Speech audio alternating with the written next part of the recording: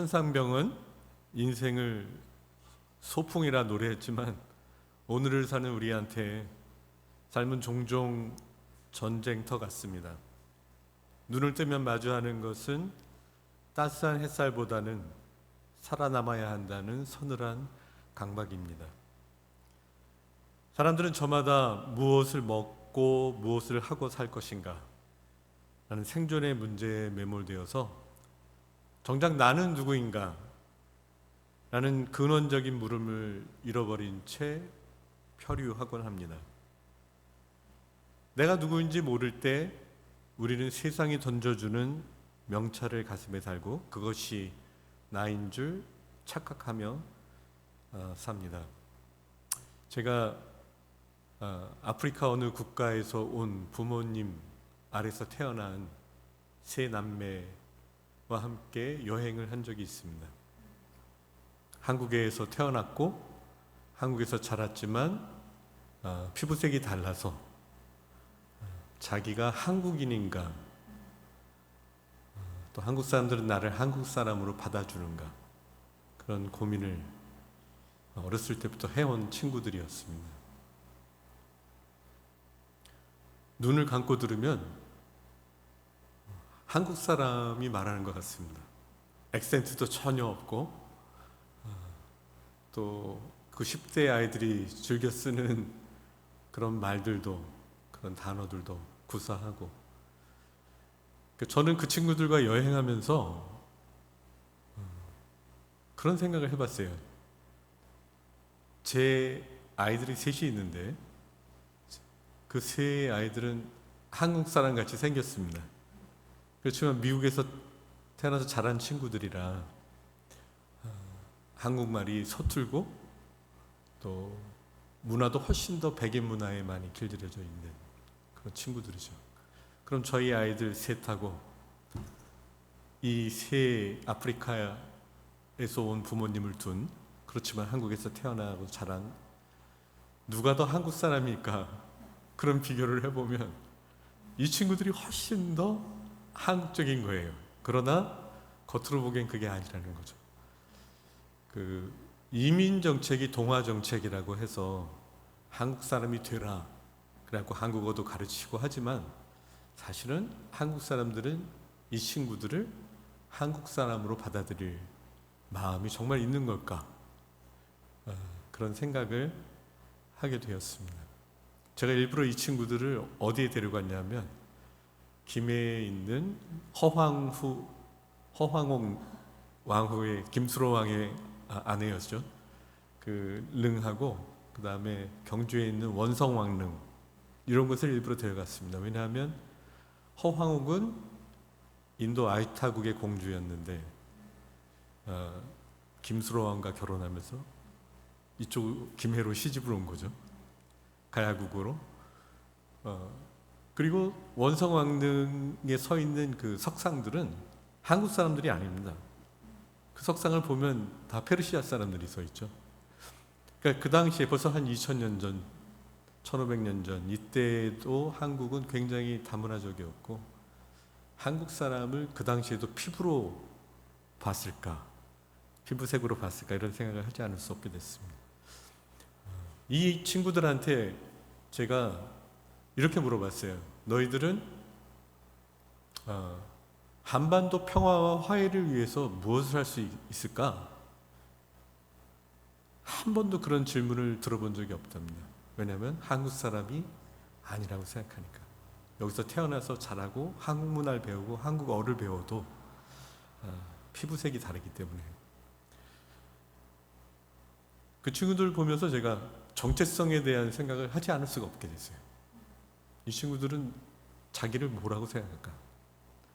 나는 아프리카 사람일까? 한국 사람일까?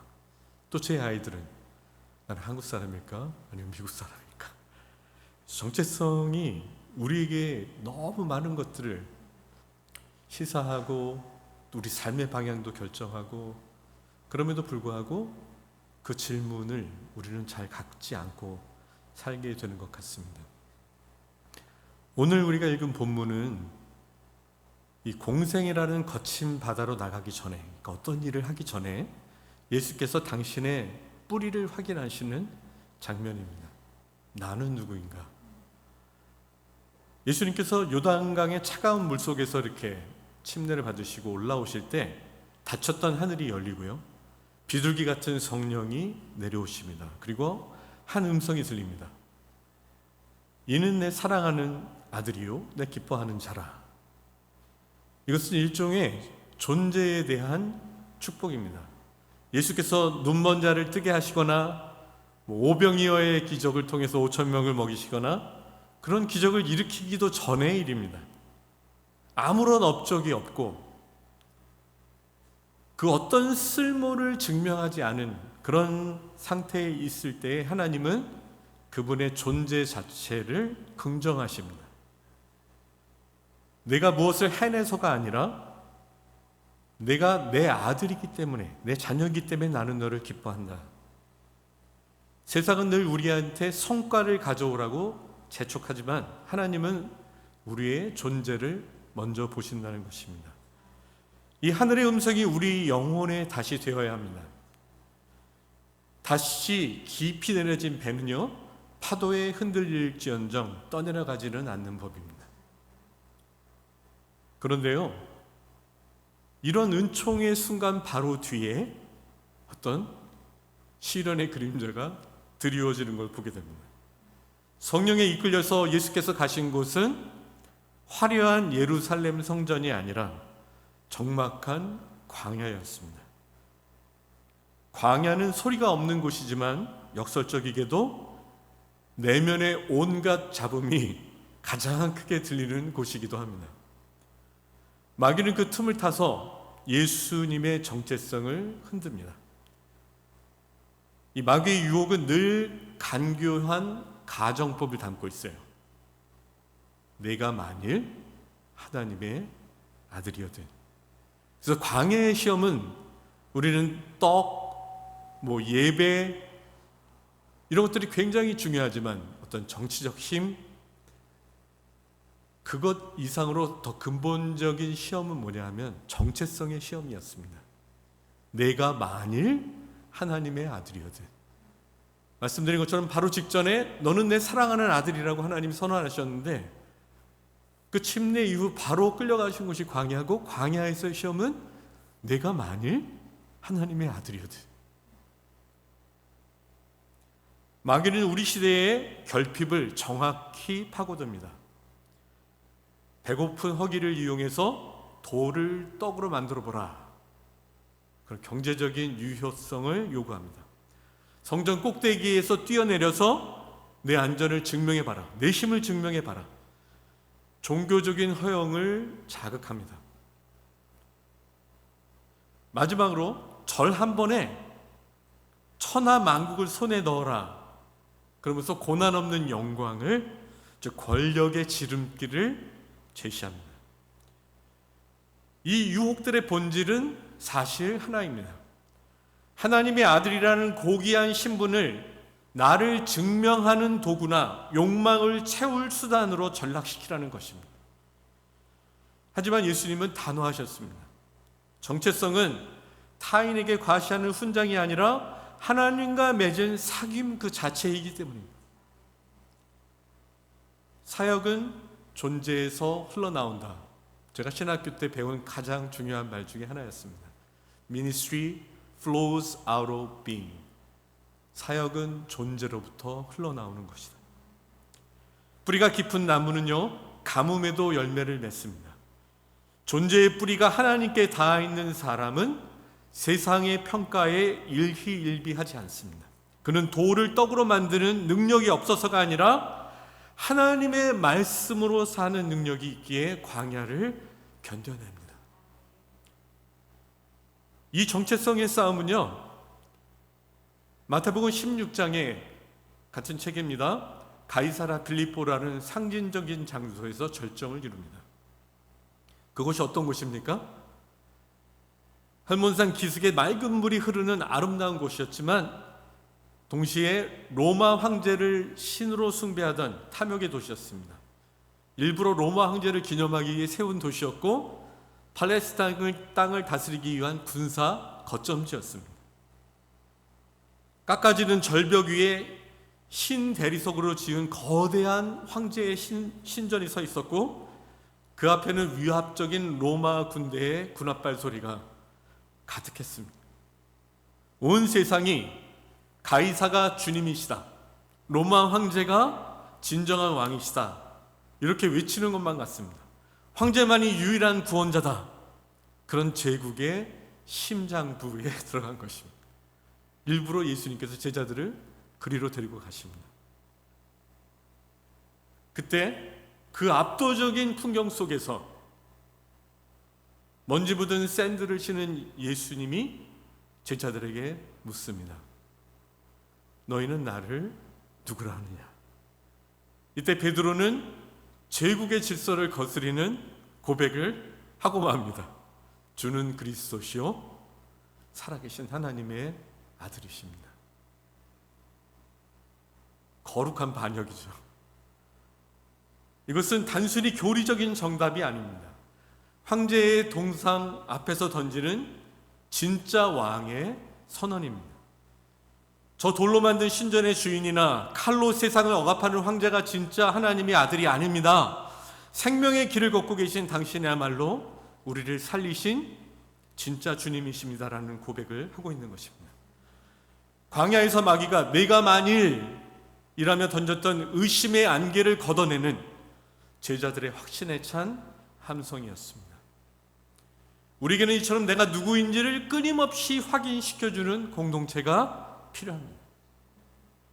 세상은 우리를 번호나 직급이나 돈이나 교육 정도나, 그렇죠? 그런 거 가지고 판단하고 부르는지 모르지만, 교회는 우리를 단 하나의 단어, 하나님의 자녀라는 본명으로 불러주는 곳입니다. 서로의 연약함 속에서도 하나님의 형상을 발견해 주는 곳, 제국의 논리가 아니라 사랑의 논리가 통용되는 곳, 교회가 바로 그런 곳이어야 합니다. 이 마태복음 구절과 비슷한 구절이, 유사한 구절이 누가복음에 있는데요, 누가복음에 보면은 같은 구절 속에 마귀가 잠시 동안 떠났다고 말합니다. 그는 우리 삶의 구비구비마다 다시 찾아올 것입니다. 통장의 잔고가 줄어들 때, 사람들에게 무시당할 때, 내 몸이 병들어 더 이상 쓸모를 증명할 수 없을 때 마귀는 다시 속삭입니다. 내가 정말 하나님의 자녀라면 내 형편이 왜 이 모양이니? 사랑하는 성도 여러분, 그때마다 우리는 주님의 대답을 가슴에 새기면 좋겠습니다. 사람은 떡으로만 사는 것이 아니에요. 하나님의 입으로 나오는 모든 말씀, 그 말씀으로 사는 것이요. 우리는 세상의 평가에 의해 규정되는 존재가 아닙니다. 성공하면 갑이 되고 실패하면 을이 되는 세상의 비정한 질서를 여러분 단호히 거부하십시오. 여러분은 이미 하나님의 기쁨이고, 비록 우리의 일상이 때로는 비루하고 남루하게 느껴질지라도 우리가 하나님의 사람이란, 우리가 하나님의 자녀라는 정체성망을 놓지 않는다면 우리는 넉넉히 이겨낼 수 있을 것입니다.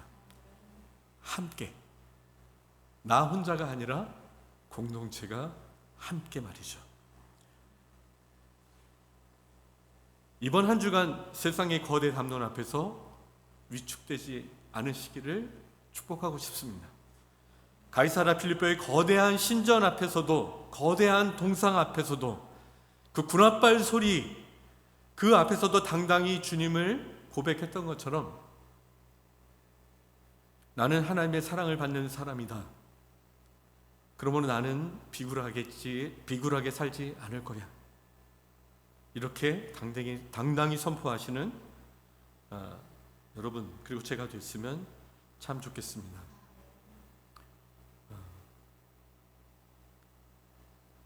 제 아이들한테 제가 듣고 싶었던 한 이야기가 있었는데, 그건 제 자녀 교육의 철학이기도 했습니다. 이게 뭐냐면, 제가 오랫동안 기도하고 아이들을 가르쳐 왔던 것인데, 하나님 저희 아이들이 사람의 피부색이나 돈이나 교육 정도나 사회적 위치나 어떤 힘으로 사람을 보지 않게 하시고 그저 사람을 사람으로 보게 해주십시오. 이게 제 기도였고 사실 제 교육 철학입니다. 사람을 사람으로 보게 하는 것. 근데 저희 큰 아이를 데리고 제가 2016년에 고등학교, 이 친구가 고등학교 3학년이 될 때 평양에 간 적이 있습니다.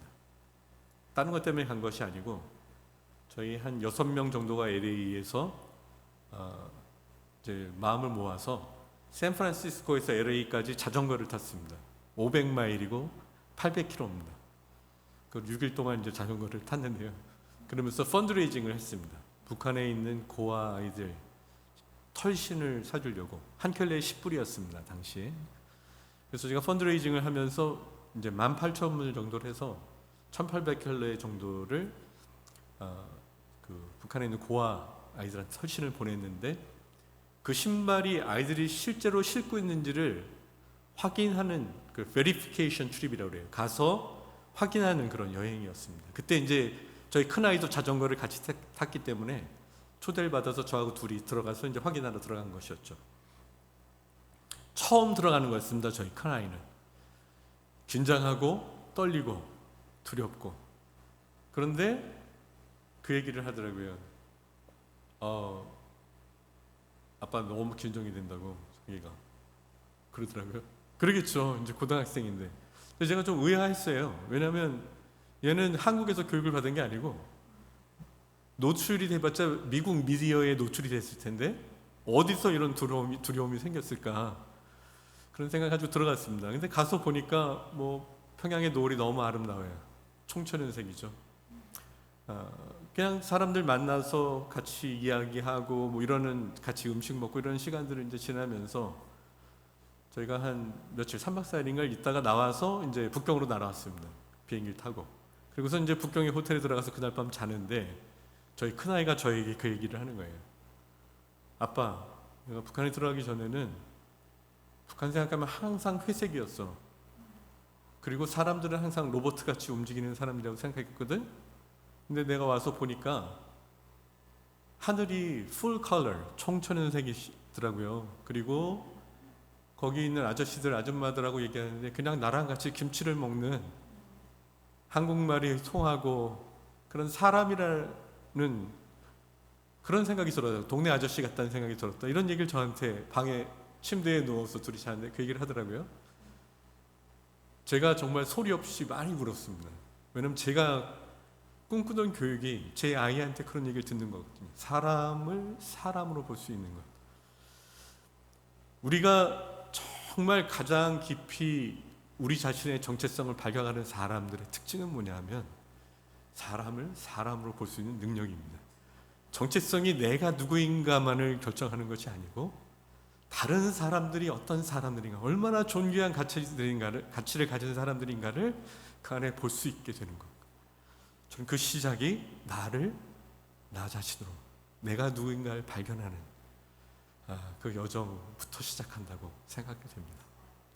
오늘 그 말씀을 여러분과 꼭 나누고 싶었습니다. 예수님이 이 땅에 오신 이유는 자기가 누구인가를 확인하시는 작업이었고, 동시에 다른 사람들이 얼마나 존귀한 존재인가를 발견할 수 있도록 도와주시는 그 여정이었다는 것. 그게 성육신의 궁극적인 목적이 아니었을까, 그런 생각을 하게 되었습니다. 여러분들과 꼭 그 말씀을 나누고 싶었습니다.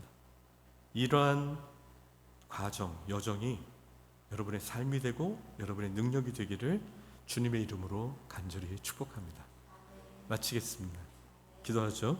하나님, 저희에게 예수 그리스도를 닮아 사람을 사람으로 볼 수 있는, 그 안에 담겨있는 그 가치와 보배로움을 볼 수 있는 눈을 허락하여 주시옵소서. 그 여정의 시작이 나 자신을 보는 눈, 내가 누구이고 얼마나 하나님 앞에 존귀한 존재인가를 알아가는 것으로부터 시작할 수 있도록 도와주시옵소서. 예수님 이름으로 간절히 기도합니다. 아멘.